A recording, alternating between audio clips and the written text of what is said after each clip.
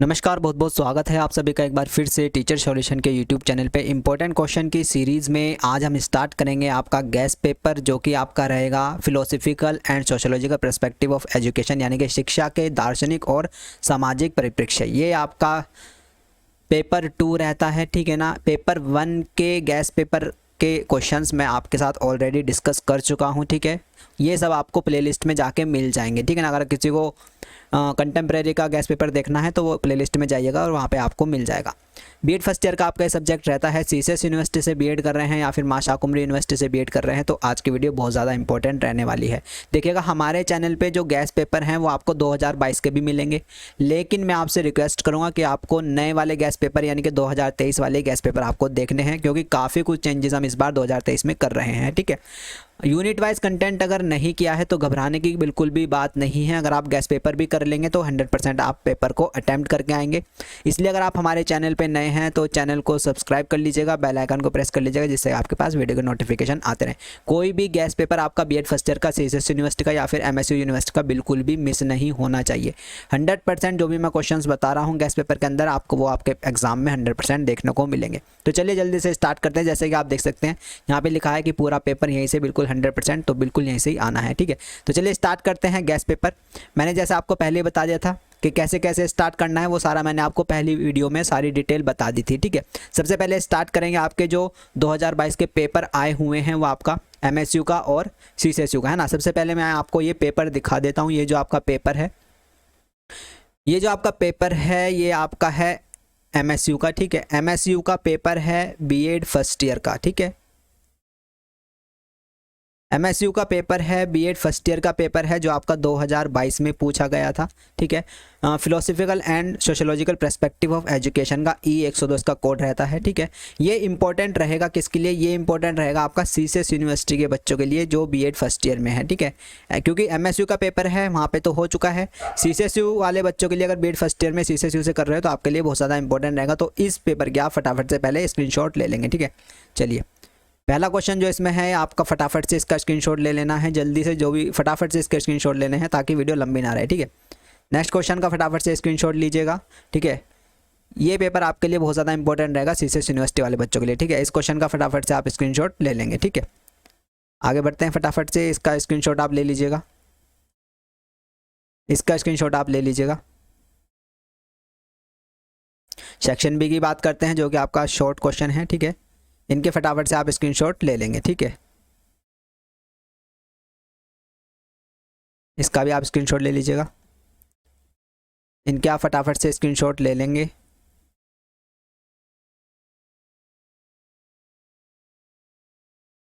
तो ये था आपका फिलोसफिकल का पेपर, जिसमें आपको क्या लॉन्ग क्वेश्चन भी मिल गए, शॉर्ट क्वेश्चन भी मिल गए और वेरी शॉर्ट क्वेश्चन भी आपको इसमें मिल गए हैं, ठीक है।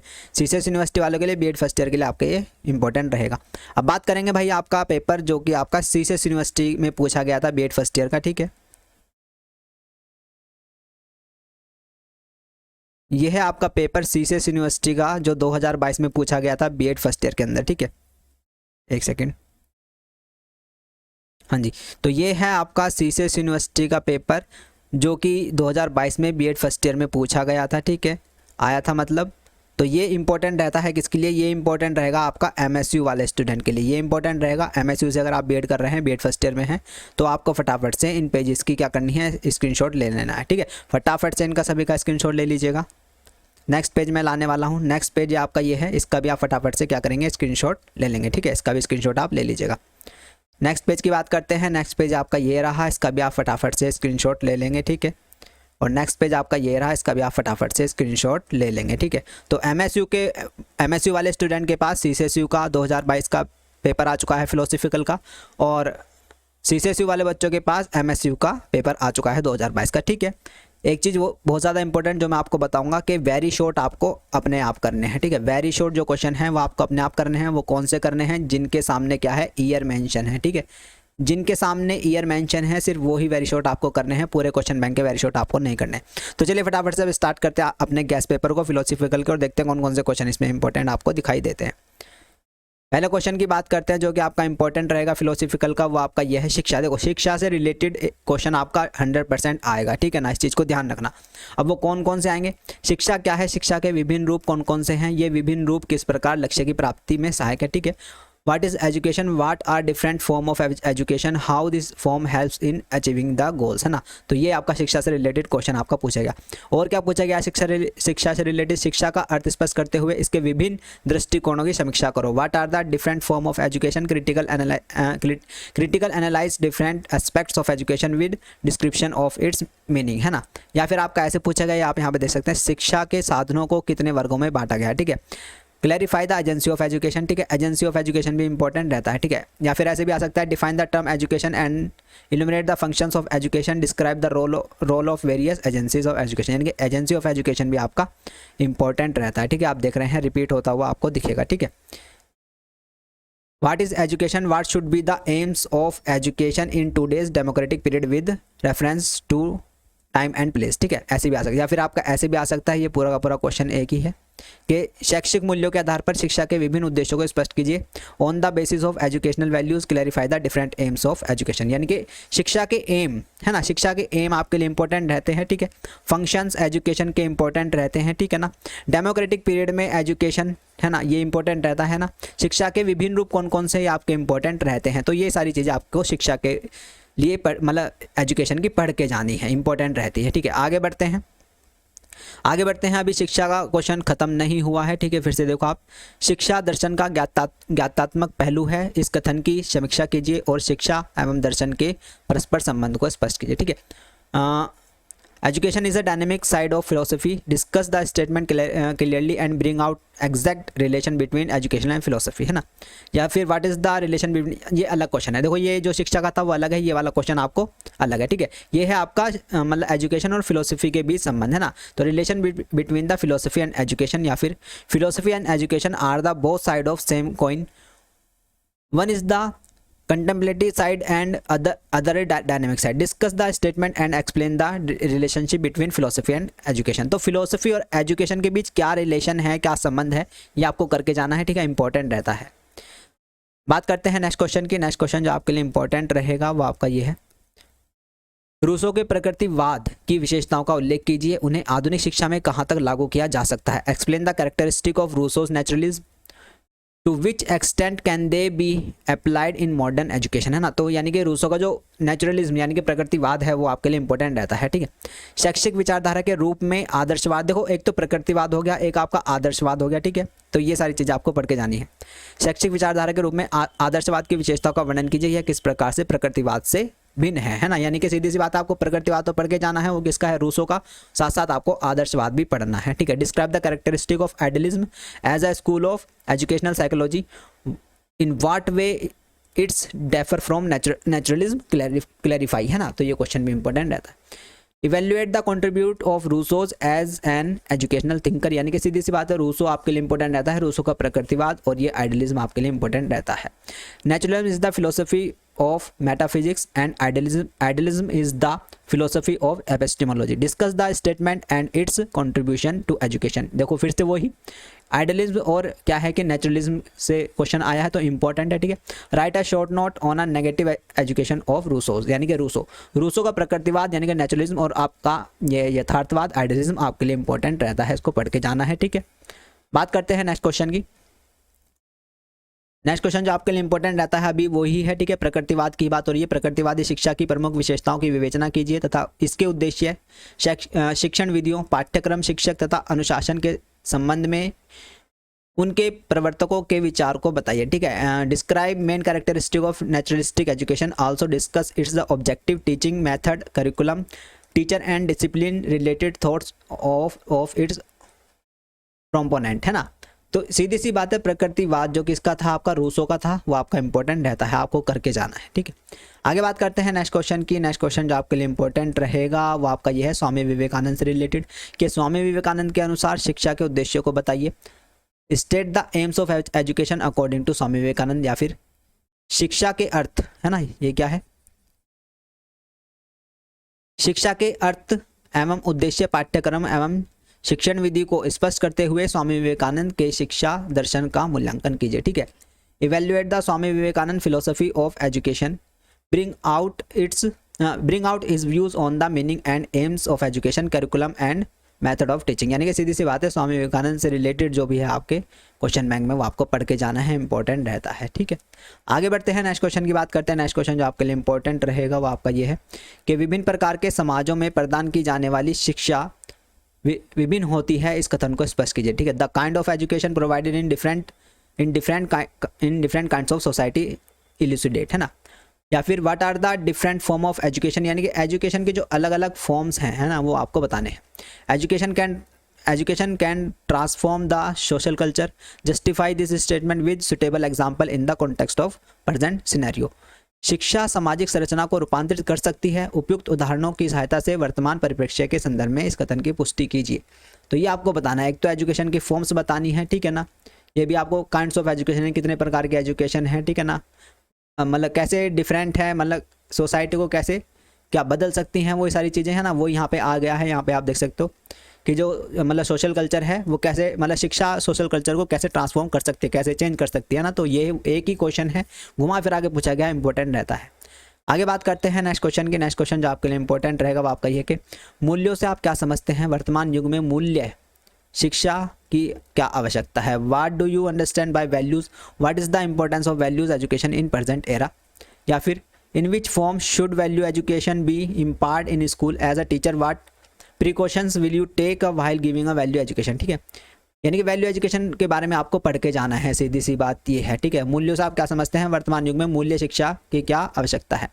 What do you mean bye values, what is the need of value education in present era, यानी कि सीधी सी बात है, रिपीटेड क्वेश्चन है। ठीक है, वैल्यू एजुकेशन आपको पढ़ के जाना है, इंपॉर्टेंट रहता है। बात करते हैं नेक्स्ट क्वेश्चन की। नेक्स्ट क्वेश्चन जो आपके लिए काफ़ी ज़्यादा इंपॉर्टेंट रहेगा। देखो एक चीज़ बता देता हूँ, जो फिलोसफिकल का जो पेपर है वो थोड़ा सा डिफिकल्ट है, ठीक है ना।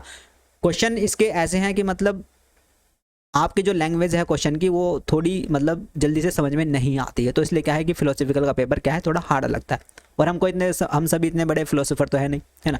तो चलिए बात करते हैं ज्ञान बहुत ज़्यादा इंपॉर्टेंट है फिलोसफी में। ठीक है, ज्ञान के विभिन्न प्रकार कौन कौन से हैं। What are the different form of knowledge, या फिर what is knowledge, what are the different form of knowledge. Repeated question है, ठीक है, इंपॉर्टेंट क्वेश्चन है, इसका स्क्रीनशॉट ले लीजिएगा। आगे बढ़ते हैं, नेक्स्ट क्वेश्चन की बात करते हैं। नेक्स्ट क्वेश्चन जो कि आपका इंपॉर्टेंट रहेगा, गिज्जू भाई के शैक्षिक विचारों का मूल्यांकन कीजिए। Evaluate the educational ideas of Gijubhai, या फिर हु वाज गिज्जू भाई, इवैल्यूएट द एजुकेशनल आइडियाज़, है ना। या फिर explain the nature of child education according to Gijubhai. तो भाई देखो इंपॉर्टेंट रहता है, ठीक है, गिज्जू भाई को आपको पढ़ के जाना है। आगे बढ़ते हैं, नेक्स्ट क्वेश्चन की बात करते हैं। नेक्स्ट क्वेश्चन जो आपके लिए इंपॉर्टेंट रहेगा वो आपका है कि शिक्षा के संबंध में गांधी जी के विचारों की संक्षिप्त विवेचना कीजिए। तो गांधी जी भी भाई आपके लिए बहुत ज़्यादा इंपॉर्टेंट रहते हैं। Discuss briefly the ideas of Gandhi on the education है, या फिर the meaning of craft centred education of Gandhi ji, या फिर illuminate the main features of educational philosophy of Mahatma Gandhi, या फिर what do you understand by the 3H education of Mahatma Gandhi. तो महात्मा गांधी के बारे में ये सारी चीज़ें आपको पढ़ के जानी है, इंपॉर्टेंट रहता है। चलिए आगे बढ़ते हैं, नेक्स्ट क्वेश्चन की बात करते हैं। नेक्स्ट क्वेश्चन जो आपके लिए इंपॉर्टेंट रहेगा, जॉन डीवी के अनुसार शिक्षा के क्या उद्देश्य हैं। What are the objective of education according to John Dewey, या फिर what is mean by the laboratory school of John Dewey, या फिर discuss the philosophy of life and educational philosophy of Dewey. What do you know about the Dewey experimental school, यानी Dewey के experimental school के बारे में पढ़ के जाना है, डीवी के लैबोरेटरी स्कूल के बारे में पढ़ के जाना है, और डीवी के अनुसार शिक्षा का क्या उद्देश्य है, ये सारी चीज़ें आपको डीवी के बारे में पढ़ के जानी है, जॉन डीवी के बारे में। ठीक है, बढ़ते हैं नेक्स्ट क्वेश्चन की तरफ। नेक्स्ट क्वेश्चन जो आपके लिए इंपॉर्टेंट रहेगा वो आपका ये है, शांति के लिए शिक्षा को बढ़ावा देने में शिक्षक की क्या योगदान है। Role of teacher to promote the education for peace, है ना।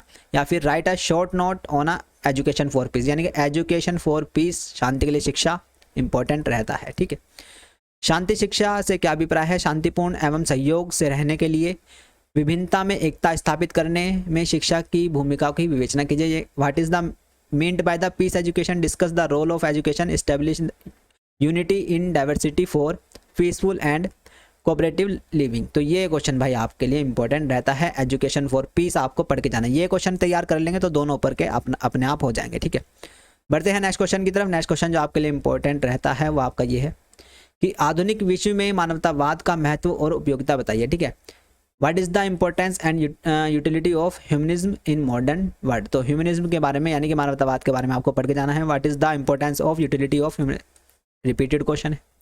Right two main characteristic of humanism, तो भाई इंपॉर्टेंट क्वेश्चन है, ह्यूमनिज्म यानी कि मानवतावाद के बारे में आपको पढ़ के जाना है। बढ़ते हैं नेक्स्ट क्वेश्चन की तरफ। नेक्स्ट क्वेश्चन जो आपके लिए इंपॉर्टेंट रहेगा वो आपका ये है कि मानव संसाधन विकास तथा शिक्षा किस प्रकार संबंधित है। How human resource development and education are related, या फिर how human resource development and education, ये तो रिपीटेड क्वेश्चन हो गया। Write a short note on a human resource development, यानी कि मानव संसाधन विकास पर एक संक्षिप्त टिप्पणी लिखिए। एक ही क्वेश्चन है, इंपॉर्टेंट रहता है, इसका स्क्रीनशॉट ले लीजिएगा। बढ़ते हैं नेक्स्ट क्वेश्चन की तरफ। नेक्स्ट क्वेश्चन जो आपके लिए इंपॉर्टेंट रहता है वो आपका ये है कि education is a powerful instrument for social change as well as social control. Discuss and justify this statement and illustrate your answer with example, या कि शिक्षा सामाजिक संरचना को रूपांतरित कर सकती है, उपयुक्त उदाहरणों की सहायता से वर्तमान परिदृश्य में के संदर्भ में इस कथन की पुष्टि करिए। ठीक है, इंपॉर्टेंट क्वेश्चन है, ठीक है, करके जाना है। ठीक है, आगे बढ़ते हैं नेक्स्ट क्वेश्चन की तरफ। नेक्स्ट क्वेश्चन जो आपके लिए इंपॉर्टेंट रहेगा वो आपका ये है बाइपोलर। भाई ये क्वेश्चन बहुत ज़्यादा इंपॉर्टेंट, ठीक है। शिक्षा आपकी बाइपोलर है या ट्राइपोलर है, ये आपको बताना है, ठीक है। Education is a bipolar process explain, या फिर who quoted the education is a tripolar process, या फिर write a short note on a education as a tripolar, या शिक्षा द्विध्रुवीय प्रक्रिया है, यह कथन किसने कहा। तो ये क्वेश्चन भाई आपको 100% करके जाना इंपॉर्टेंट रहता है। बढ़ते हैं नेक्स्ट क्वेश्चन की तरफ। नेक्स्ट क्वेश्चन जो आपका इंपॉर्टेंट रहता है वो आपका ये है कि fundamental principle of basic education, basic education के बारे में बताने के बुनियादी शिक्षा करके जाना है। ठीक है, what are the core values of basic education, describe its main principle, to what extent have they been realised.